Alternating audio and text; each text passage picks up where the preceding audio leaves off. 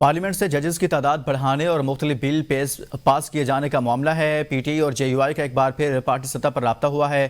ذرائع کے مطابق پی ٹی آئی وفد چیئرمین پی ٹی آئی بیرسٹر گوہر کی سربراہی میں جائے گا۔ اس خبر سے متعلق آپ کو آگاہ کر رہے ہیں کہ پارلیمنٹ سے ججز کی تعداد بڑھانے کے حوالے سے بل پاس ہونے کے بعد جے یو آئی اور پی ٹی آئی کے درمیان رابطہ ہوا ہے۔